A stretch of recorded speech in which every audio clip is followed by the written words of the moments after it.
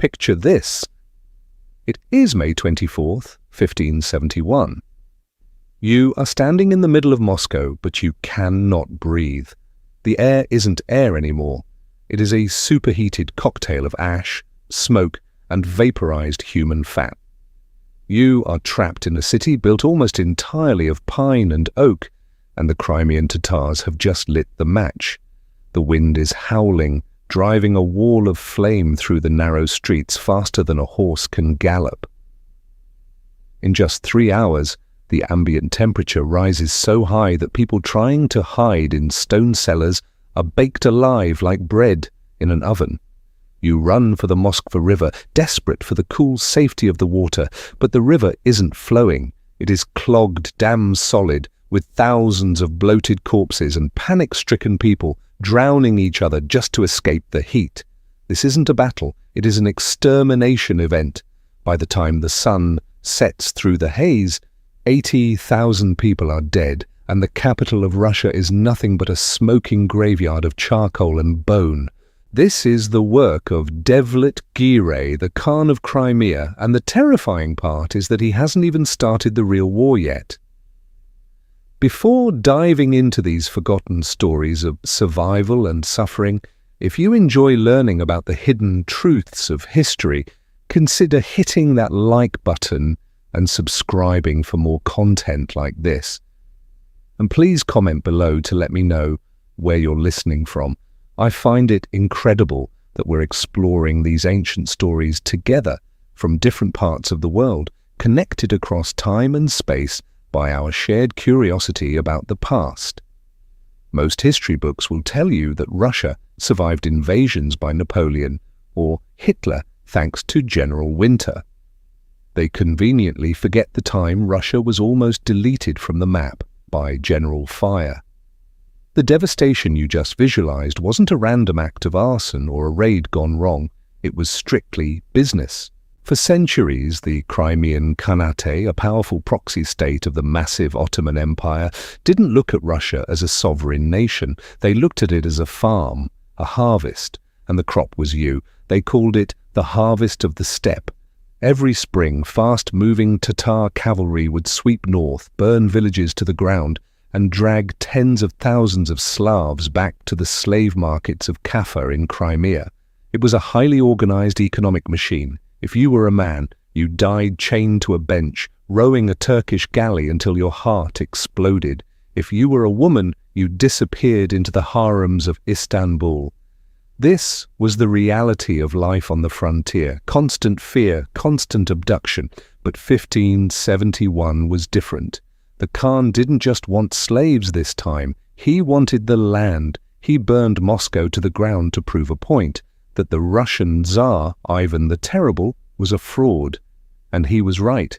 When the Tatars showed up on the horizon, Ivan, the man who supposedly terrified his own people, the man who tortured his own nobility for sport, packed his wagons and ran away. He fled north to Rostov, leaving his subjects to burn in the wooden trap of their own city. It was a total geopolitical humiliation. The Khan was so contemptuous of the Russian Tsar that he sent Ivan a knife with a simple message: "Use this to cut your own throat and save me the trouble."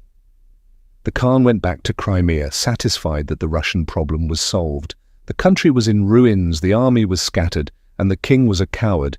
But greed is a funny thing. Devlet Giray decided that burning Moscow wasn't enough. He wanted the crown. He wanted to annex Russia entirely and expand the Islamic world all the way to the Arctic Circle. So in 1572, he returns, but this time he doesn't bring a raiding party.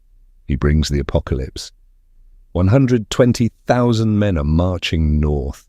This isn't just a tribal horde. It is a professional invasion force bolstered by elite Ottoman janissaries armed with muskets and cannons.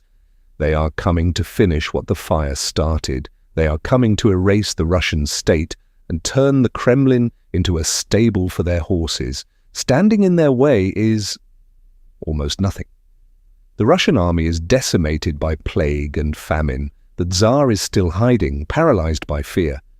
The only thing standing between the ashes of Moscow and total annihilation is a small, battered force of about 20,000 desperate men, led by a general named Mikhail Vorotynsky, a man the Tsar actually hates and wants dead. They are outnumbered 6-1. They have no retreat, but they have a secret weapon, a mobile wooden fortress called the gulyay gorod. This is the story of the Battle of Molodi, the day a few thousand Russians built a castle on wheels and broke the spine of the steppe forever. To understand why the Russians were terrified, you have to understand who was coming for them. The Crimean Khanate wasn't just a kingdom, it was a predatory economy. For 3 centuries, their entire GDP was built on one specific export: human beings. They didn't look at the Russian border as a political line, they looked at it as the gate to a cattle ranch. They called their raids the harvest of the steppe. Just like a farmer waits for the wheat to grow, the Tatars waited for a generation of Russian children to grow tall enough to walk to the Black Sea in chains. This wasn't warfare in the traditional sense, it was commercial hunting. The port city of Kaffa in Crimea was one of the largest slave markets in the known world. It was the Amazon fulfillment center of human misery. If you were captured in a raid near Moscow, you would end up in Egypt, Italy, or the deepest parts of the Ottoman Empire. You were a currency. A strong Russian man was worth a certain amount of gold. A young woman was worth more. The Khanate didn't want to conquer Russia because you don't burn down the barn that gives you milk. They wanted Russia weak, bleeding, and disorganized, so the harvesting could continue interruption-free. But 1572 was different. The dynamic had shifted. The Ottoman Empire, the superpower of the age, was tired of Russia trying to stand up. They decided it was time to close the ranch and pave over it. Sultan Selim II gave his vassal, Devlet Giray, the green light to do what no Khan had done since the Golden Horde: total conquest. This wasn't a raiding party looking for quick cash.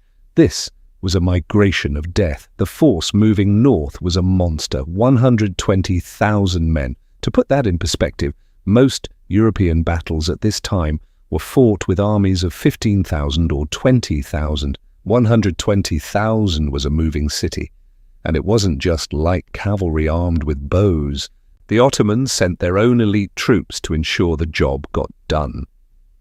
We are talking about thousands of janissaries, the Navy SEALs of the 16th century, armed with heavy arquebuses and supported by field artillery. Think about the psychological weight of that. You are a Russian soldier standing in the mud. You know your country has been reduced to ash just a year ago. You know your Tsar has abandoned you. And now the horizon is filled with the largest army the region has seen in centuries. They aren't coming to steal your livestock this time. They are coming to install a governor in the Kremlin. They have already divided up the Russian lands among their nobles. They have maps drawn. The plan is simple: kill the men, enslave the women, and turn the Orthodox churches into mosques. If this army crosses the Oka River, the concept of Russia ceases to exist. It becomes just another province of the Khanate, a northern outpost of Islam. The terror wasn't just about dying, it was about being erased. The Tatars moved with a speed that defied logic. They could cover 60 miles a day, sleeping in the saddle, eating dried meat, changing horses on the fly. They were the ultimate mobile force, a hurricane of arrows and speed that no static defense had ever stopped. And heading towards them was Mikhail Vorotynsky, a man with a small, exhausted army and a plan that sounded insane to everyone who heard it. He wasn't going to outrun them. He wasn't going to meet them in an open field. He was going to let them in. When the reports of the 120,000-man invasion force hit the Kremlin, you might expect Ivan the Terrible, a man famous for his sadism and iron fist, to mount a heroic defense. You might expect him to rally his boyars, kiss the cross, and ride out to meet the destiny of his nation. Instead, he did what bullies usually do when someone bigger shows up. He ran. Ivan didn't just retreat, he fled. He packed up the treasury, the holiest religious icons, his family, and presumably his favorite torture instruments, and bolted north to Novgorod. He abandoned his capital, he abandoned his army. He effectively resigned from the war before a single shot was fired. It is hard to overstate how pathetic this looked. The self-proclaimed Tsar of all Russias was hiding in the woods while his people were sharpening pitchforks to fight an empire. But before he left, he appointed a commander to stay behind and die in his place, Prince Mikhail Vorotynsky.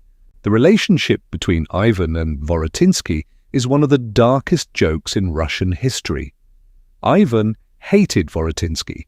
He hated him because Vorotynsky was everything Ivan wasn't: brave, competent, and respected by the soldiers.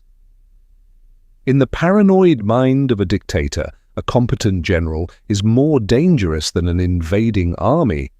Ivan had already imprisoned and tortured Vorotynsky once before, only releasing him because he realized there was literally no one else left who knew how to hold a sword. So, when Ivan hands Vorotynsky the command of the defense, it isn't a promotion. It is a death sentence wrapped in a royal scroll. The logic was twisted but brilliant in a Machiavellian way.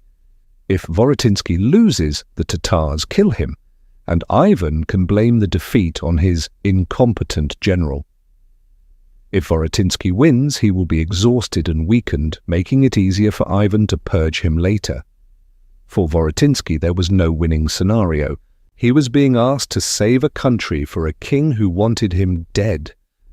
Imagine the headspace of Vorotynsky as he watches the royal carriage dust settle. He is standing in the ashes of the previous year's fire. He has 20,000 men. These aren't fresh recruits. They are the scraps of the Russian military. They are tired, underpaid, and terrified. Facing them is a horde that outnumbers them 6-1. Vorotynsky knows that standard medieval tactics, forming a line and charging, will result in a massacre that will be over in 20 minutes. He can't outrun the Tatars. He can't outfight them in the open. He needs a force multiplier. He needs to turn the geography and the physics of the battlefield against the enemy. He looks at his small force and realizes that his only chance is to stop playing by the rules of chivalry and start playing by the rules of engineering. He orders his men to stop polishing their armor and start swinging axes. They aren't going to build a castle of stone. They don't have the time. They are going to build a castle that moves. Vorotynsky is about to deploy the gulyay gorod, a weapon so strange and effective that it belongs in a steampunk novel rather than a history book. He decides that if he is going to die for a coward, he is going to make sure he takes as many Tatars with him as possible. To stop a hurricane, you build a wall. But walls have a fatal flaw. They stay in one place. If you build a stone castle, the Tatars will just ride around it, laugh at you, and burn the next village 50 miles away. Vorotynsky knew he couldn't fix the geography of the Russian plains, so he decided to fix the architecture of warfare. He deployed the gulyay gorod. Think of the gulyay gorod as the 16th century equivalent of an armored tank division, but made entirely of organic materials. The name literally translates to walk town or wandering city, which sounds like a bad carnival attraction. In reality, it was a modular, mobile killing machine designed specifically to counter the greatest light cavalry force on Earth. The engineering was deceptively simple. Imagine heavy oak shields, huge prefabricated walls about nearly 7 inches thick, mounted on wheels or skis. These weren't hasty barricades nailed together by panicked peasants. This was standardized military hardware. Each shield had loopholes drilled for muskets and larger ports for small cannons. They were designed to be linked together with iron hooks and chains. This meant Vorotynsky could deploy a fortress of any shape, a square, a circle, a long line, anywhere he wanted in a matter of hours. It was a brilliant solution to a specific physics problem. The Crimean Tatars were the masters of the composite bow. Their arrows could punch through chainmail and kill a man at 100 yards. They relied on volume of fire and mobility to disintegrate enemy formations, but arrows, no matter how hard you shoot them, cannot punch through half a foot of seasoned Russian oak. Vorotynsky effectively negated the enemy's primary weapon before the battle even started. He positioned his mobile walls on a hill near the village of Molodi, backed up against the Rozhaika River. This was the setup. He wasn't just hiding behind the wood, he was weaponizing it. Inside the gulyay gorod, he packed his streltsy, professional musketeers armed with heavy arquebuses. Outside the walls, the Tatars were exposed, unarmored, and riding horses that were terrified of gunpowder. Inside the walls, the Russians were invisible, protected, and disciplined. Vorotynsky turned the battlefield into a math equation that the Khan couldn't solve. The Tatars wanted a flow-state battle, fast, fluid, chaotic. Vorotynsky gave them a static grinder. He created a zone where speed didn't matter, where horsemanship didn't matter, and where the only thing that counted was how much lead you could pump into the air per second. He built a wooden anomaly in the middle of the steppe, and then he waited for the Khan to make a mistake. Here is the flaw in Vorotynsky's plan. A fortress, no matter how deadly, is stationary. The gulyay gorod was sitting on a hill at Molodi, waiting to kill anything that came near it. But the Crimean Tatars didn't have to come near it. They had 120,000 men. They could have simply ridden around the hill, waved goodbye to the Russians, and continued their march to Moscow to burn whatever was left of the city. If they ignored the bait, Russia dies. Vorotynsky needed to force a fight. He needed to take a massive speeding freight train and derail it. To do this, he turned to a man named Dmitry Khvorostinin. If Vorotynsky was the brain of the operation, Khvorostinin was the rabid dog. He commanded the oprichniki, the Tsar's personal terror squad. Usually these guys were busy murdering Russian civilians and purging political dissidents. They were the secret police, the men in black hoods. But today, Vorotynsky told them to go pick a fight with the most dangerous army on earth. Khvorostinin took a small vanguard force and rode hard into the rear of the Tatar column. This wasn't a skirmish, it was a suicide run. They crashed into the back of the Tatar line like a drunk driver hitting a parade. They slashed, burned, and caused absolute havoc among the Tatar rearguard. It was a slap in the face. It was disrespectful, and that was exactly the point. Devlet Giray, the Khan, was riding at the front of his army, likely dreaming about his new throne in the Kremlin. When messengers rode up to tell him that a handful of Russians were killing his men in the rear, he should have ignored it. He should have kept marching, but ego is a hell of a drug. The Khan was insulted, couldn't believe that this broken, defeated nation had the audacity to pinch him. He paused, he looked back, and then he made the mistake that ended his empire. He turned the army around. He ordered his 120,000 men to stop, wheel about, and crush this annoyance. He wanted to swat the fly. As soon as the massive Tatar horde turned to fight, Khvorostinin did exactly what he was told to do. He ran away. This is the oldest trick in the steppe warfare playbook. The Mongols used it to conquer the world. The Tatars used it constantly. It's called the feigned retreat. You pretend to panic, you pretend to rout, and you lure the enemy into chasing you. The irony here is delicious. The Russians were using a Tatar tactic against the Tatars. Khvorostinin's men fled towards the hill at Molodi, looking like terrified prey. The Tatars, smelling blood and sensing an easy kill, took the bait. They broke formation and charged after them, screaming for heads. They chased the Russian vanguard right up the slope, expecting to run them down in the open field. They were so focused on the backs of the fleeing Russians that they didn't notice what was waiting at the top of the hill until it was too late. Khvorostinin's men suddenly swerved aside, diving for cover behind the wooden walls, and revealed the gulyay gorod. The Tatars found themselves staring down the barrels of thousands of arquebuses and cannons peeking out from a wooden wall that hadn't been there a moment ago. The trap wasn't just set, it was snapped shut. The chase was over. The meat grinder was about to turn on. When the first wave of Tatar cavalry slammed into the gulyay gorod, it wasn't a battle maneuver, it was a high-speed collision. Imagine a tsunami of horses and men moving at 30 miles an hour, suddenly hitting a breakwater made of solid oak. The front line didn't stop because they wanted to. They stopped because they were physically crushed against the wood by the thousands of riders pushing from behind. Bones snapped, horses screamed. The momentum that was supposed to sweep the Russians away suddenly became the enemy's greatest weapon. And then the little wooden shutters on the walls flipped open. This is the moment warfare changed for the steppe. For centuries, the Tatars had dominated because they could shoot from a distance and run away. But you can't run away when you are pressed nose to nose against a wall, and you can't dodge a bullet at point-blank range.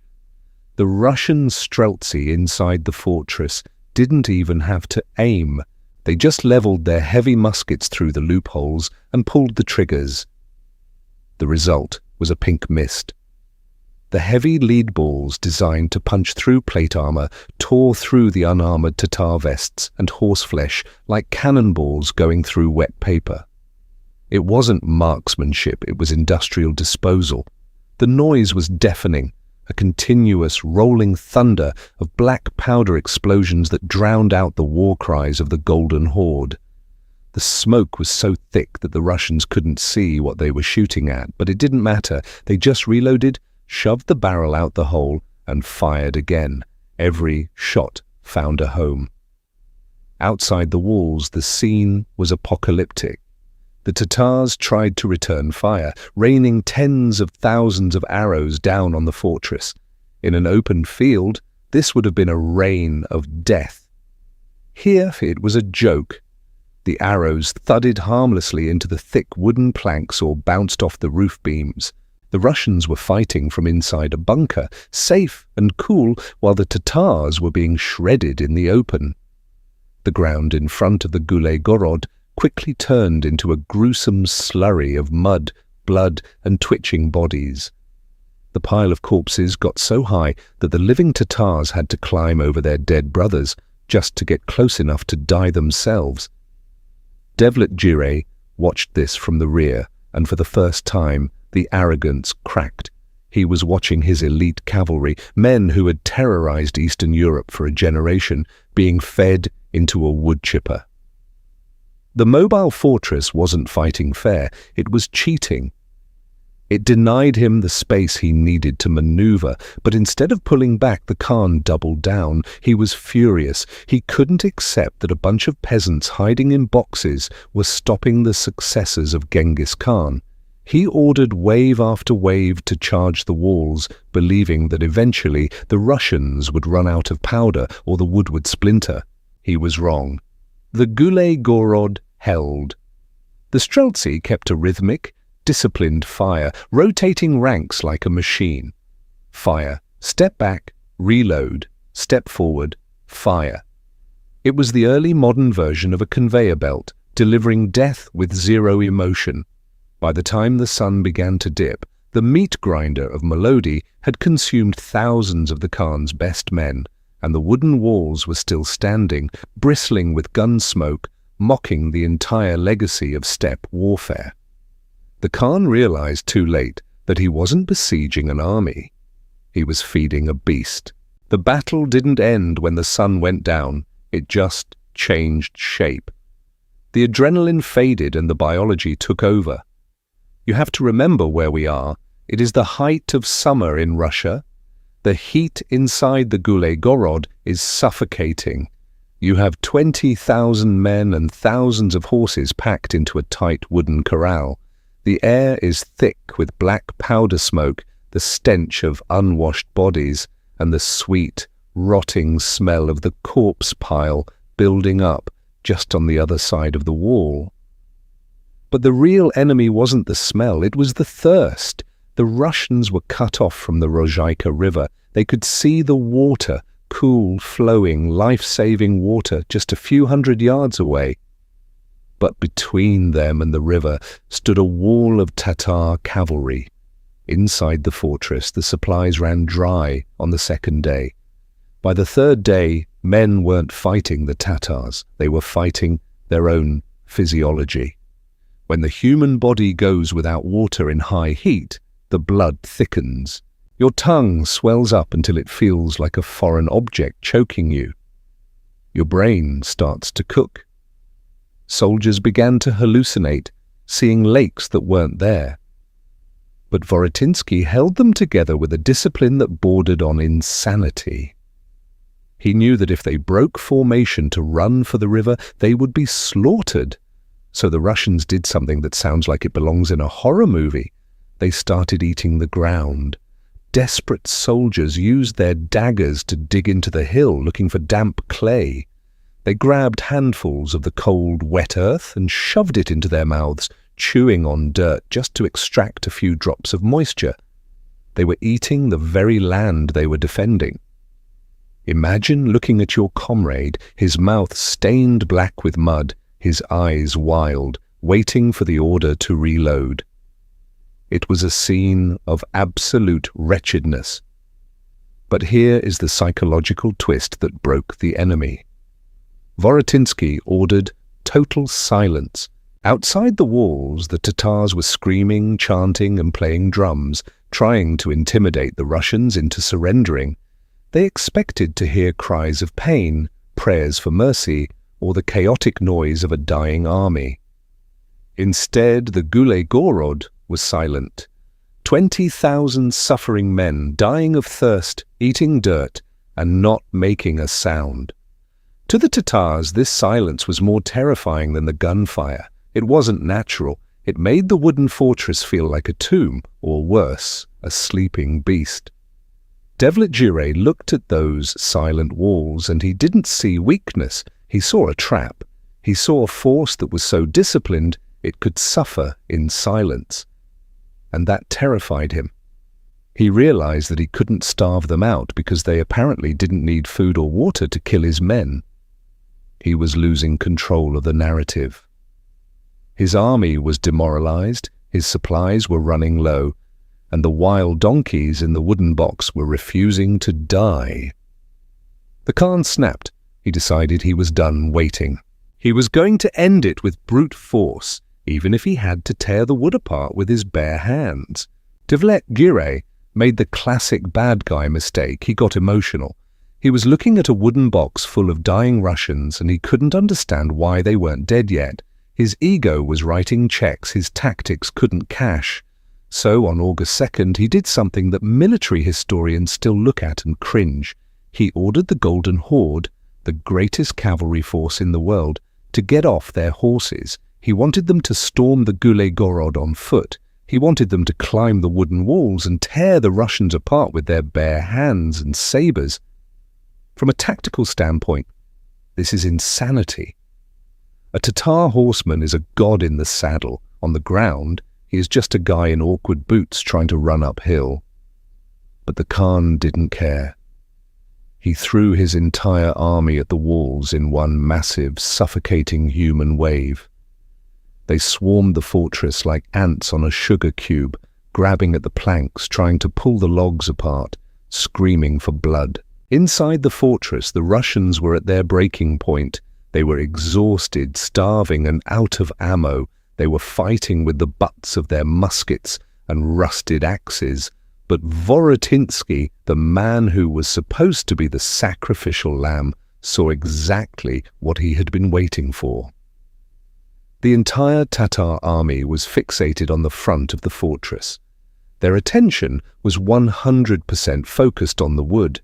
Their backs were turned to the rest of the world. Vorotynsky quietly gathered a small elite strike force. While the main body of his troops held the line, he slipped out of the fortress through a hidden rear exit. He led his men down into a shallow ravine that ran behind the Tatar positions. They moved like ghosts. If even one Tatar scout had turned around, the game would have been over. But no one looked back. The Khan was too busy watching the slaughter at the front. Vorotynsky positioned his men directly behind the massive sea of Tatar backs. He waited for the perfect moment, the moment of maximum chaos. Then he gave the signal. Inside the fortress, the remaining cannons were loaded with whatever scrap metal was left, nails, stones, broken glass. Simultaneously, Vorotynsky's men charged out of the ravine, screaming and hacking into the unsuspecting rear of the Tatar army. It was the classic hammer and anvil. The Tatars at the back turned around in horror to find Russians cutting them down. They tried to retreat, but they couldn't because the men in front of them were still pushing forward against the walls. They were compressed. And then the fortress opened up. The cannons fired point-blank into the density of the crowd. The heavy wooden walls dropped, and the starving, desperate Russians inside surged out.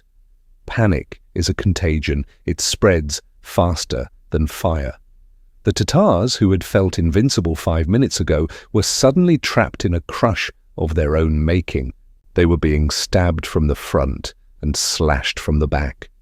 The structure of the army dissolved instantly. The Khan, seeing his elite guard disintegrate in seconds, realized the magnitude of his error. He didn't try to rally his men. He didn't try to save the day. He turned his horse around and ran. And when the king runs, the army breaks. What happened next wasn't a battle. It was a hunt. When an army breaks, the soldiers stop being a cohesive fighting force and become individual, terrified animals trying to outrun death. The 120,000 men who had marched north with dreams of owning Russian slaves were now sprinting south, desperate just to see the sun rise one more time. But Vorotynsky wasn't interested in letting them go. He knew that if he let them escape, they would come back next year. He had to make sure they never came back. He unleashed his cavalry. The Russians, who had been cooped up in that wooden box for days, exploded out onto the steppe with a fury that had been marinating in heat and thirst. They chased the fleeing Tatars into the Rozhaika River. This is where the massacre reached its peak. The river, which had been the Tatars' source of water, became their grave. Thousands of men and horses plunged into the water, trying to swim across, but they were so packed together that they drowned each other. The Russian musketeers lined the banks and fired into the mass of bodies until the water literally turned red. It's a gruesome detail, but chroniclers say the river was choked with so many corpses that you could walk from one bank to the other without getting your feet wet. The pursuit didn't stop at the river. The Russians chased the survivors for miles, hacking them down until their arms were too tired to swing their swords. Of the 120,000 men who entered Russia, only about 20,000 made it back to Crimea. Think about that number. That is an 83% casualty rate. It wasn't just a military defeat, it was a demographic extinction event. When the survivors finally limped back to the Crimean Peninsula, the silence was deafening. There were no men left to work the fields. There were no men left to herd the flocks. There were certainly no men left to raid Russia. An entire generation of the Crimean male population had been erased in a single week. The harvest of the steppe was over. The predator had been declawed. The fear that had paralyzed Russia for centuries, the fear of the slave raid, evaporated on the banks of the Rozhaika. The steppe was no longer a threat. It was just a graveyard. In a Hollywood movie, the story ends here. Mikhail Vorotynsky rides back to Moscow, a hero. The Tsar embraces him, the people cheer, and he lives out his days in a palace, telling his grandchildren how he stopped the horde. But this isn't a movie, this is Russian history, and Russian history has a rule: no good deed goes unpunished. When Ivan the Terrible heard that the Tatars were destroyed, he didn't feel relief, he felt jealousy. While he had been cowering in the north, hiding from the war, Vorotynsky had become a legend. The people loved him, the army worshipped him, and to a paranoid narcissist like Ivan, that made Vorotynsky a bigger threat than the Khan ever was. Just 10 months after the victory at Molodi, Ivan arrested the man who saved his crown. He accused Vorotynsky of sorcery. He claimed the prince had used witchcraft to enchant the Tsar. It was a lie and everyone knew it. But the trial wasn't about truth, it was about power. Vorotynsky was bound to a wooden stake, ironically the same wood that had saved Russia, and roasted alive over a slow fire. And the man feeding the logs into the flames was Ivan himself. Vorotynsky died from his burns shortly after on the road to exile. The hero of Molodi was erased not by the enemy but by the very state he saved. But while Vorotynsky's body was broken, his legacy was unbreakable. The Battle of Molodi was the turning point that no one talks about. Before 1572, Russia was a victim, a hunting ground for the steppe. After 1572, the dynamic flipped. The Crimean Khanate never recovered its offensive power. The flow of Slavic slaves to the markets of Kaffa dried up. With the southern border finally secure, Russia turned its eyes east. The victory at Molodi unlocked the door to Siberia, paving the way for Russia to become the massive continental empire we know today. It is a bitter irony. The modern map of the world exists because of a few thousand men who stood behind a wooden wall and refused to die, led by a genius who was murdered for his competence. It reminds us that history is often built on the bones of the unthanked. The gulyay gorod is gone now, rotted away by time, but the lesson remains. Sometimes the most dangerous thing you can do is be the only competent person in the room. If you enjoyed this deep dive into the brutal realities of survival and the dark politics of the Tsars, please help us win our own battle against the algorithm by hitting that like button and subscribing. It really does make a difference and helps these forgotten stories reach more people. And I want to hear from you. Do you think Vorotynsky should have used his army to overthrow Ivan instead of saving him? Or was his loyalty his fatal flaw? Let me know your thoughts in the comments below. If you want to understand the madness that drove Ivan to kill his own son and torture his best generals, click the video on your screen right now to explore the psychological collapse of Ivan the Terrible. Or, if you prefer to see how another small force held back an empire, click here for the story of the Siege of Malta. I'll see you there.